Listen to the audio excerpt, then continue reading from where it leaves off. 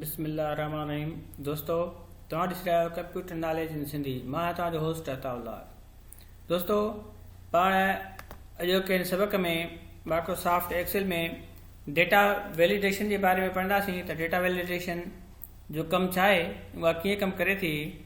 दोस्तों जंहिं बि असांजे चैनल खे अञा ताईं सब्सक्राइब न कयो आहे त उहे चैनल खे सब्सक्राइब करे वठे त जीअं असांजा ठहंदड़ ॿिया वीडियो बि तव्हां ताईं पहुची सघनि। दोस्तों डेटा वैलिडेशन जो इहो मक़सदु हूंदो आहे त एक्सेल में काई डेटा अॻु में ॾिनल हूंदी आहे, तव्हांखे उहा डेटा सिर्फ़ु उतां सिलेक्ट करणी पवंदी आहे। मतिलबु जेका डेटा ॾिनल हूंदी उन डेटा खां सवाइ तव्हां ॿी का डेटा उते उन कॉलम में इंसर्ट नथा करे सघो। दोस्तों अचो त पाण इन जे लाइ थोरो ॾिसूं। दोस्तों जॾहिं डेटा मेन्यू जे अंदरि पाण वेंदासीं त हिते डेटा वैलिडेशन जो ऑप्शन आहे, हिन ते क्लिक कंदासीं। पोइ हितां असां डेटा वैलिडेशन खणंदासीं। उन खां पोइ हीअ सेटिंग आहे, सेटिंग जे अंदरि हिते असां खां पुछे थो तव्हां छा करणु चाहियो था। हिते एनी वैल्यू आहे। एनी वैल्यू मतिलबु आहे कोई बि तव्हां वैल्यू ॾेई सघो था। तव्हां ते काई बि डेटा वैलिडेशन जी काशि न हूंदी। उन खां पोइ पहिरें असां होल नंबर ते कमु करे ॾिसूं था त होल नंबर आहे। होल नंबर पुछे पियो त किथां खां केसि ताईं बिटवीन डेटा हुजे, मैक्सिमम ऐं मिनिमम केतिरो तव्हां ॾियणु चाहियो था। असां मिसाल तौर ते घटि में घटि हिकु, वधि में वधि कोई बि XYZ कयूं था। उन खां पोइ असां जेकॾहिं एरर जो मैसेज वग़ैरह ते हिनखे ॾियणु चाहियूं। दोस्तों हीअ मां जो अॻु में इंटर थियल हुयो, इंटर ओनली नंबर, त हीअ असांजो जॾहिं ग़लति असां एंट्री कंदासीं त असांखे हीअ मैसेज जेको आहे ज़ाहिर थी वेंदो। दोस्तों हिन खां पोइ मां हिनखे ओके कंदुसि। ओके करण खां पोइ असां सिर्फ़ु हिन कॉलम ते डेटा वैलिडेशन अची वई आहे। मां कॉलम ते जेकॾहिं 1 लिखां थो त कोई एरर न आहे, 5 लिखां थो त कोई एरर न आहे।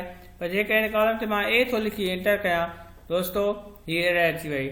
चए थो इंटर ओनली नंबर, सिर्फ़ु नंबर चए थो त एंटर कर। सिर्फ़ु ई मूंखे इन जॻह ते नंबर एंटर करण जी इजाज़त आहे। ईअं ई जेकॾहिं असां हिते कोई लिस्ट इंसर्ट कयूं, मिसाल तौर ते कोई असां डेटा इंसर्ट कयूं, लिस्ट मतिलबु आहे कोई डेटा असां इंटर कयूं, सिर्फ़ु उहा ई डेटा हिते एंटर कंदी। उन खां सवाइ ॿी काई बि डेटा एंटर नथी करे सघी। कंप्यूटर इजाज़त न ॾींदो असांखे डेटा एंटर करण जी। मिसाल तौर ते असां लिखूं था AP absent present leave L, ठीकु आहे, ओ ऑफ, ठीकु आहे। दोस्तों असां इहा हिते डेटा एंटर कयूं था। अञा पोइ हिनखे ओके कंदासीं। ओके करण खां पोइ दोस्तों तव्हां ॾिसंदा हिते ईंदासीं त असां हिते हिकिड़ो फिल्टर जो निशान ज़ाहिर थींदो, छो जो असांजी लिस्ट मौजूदु आहे हिते। असां जेकॾहिं हितां फिल्टर ते क्लिक करे हितां का शइ खणूं त असांजी मर्ज़ी आहे, पर जेकॾहिं असां एंटर कयूं त एंटर करे सघूं था। असां हिते L था एंटर कयूं, L एंटर थी वई। पर जेकॾहिं मां हिते U थो एंटर करे लिखी एंटर कयां त दोस्तों त U एंटर करण जी इजाज़त न हूंदी। ऐं हीअ मैसेज जेको आहे असां पहिरियों एंटर थियल हुयो, जेकॾहिं मां मैसेज चेंज कयां त हीअ मैसेज ते कोई चेंज ॾे आहे, पर हीअ पहिरें मैसेज एंटर थियल हुयो, तंहिंजे करे हीअ मैसेज ई ॾे पई, कंप्यूटर ॾेई रहियो आहे।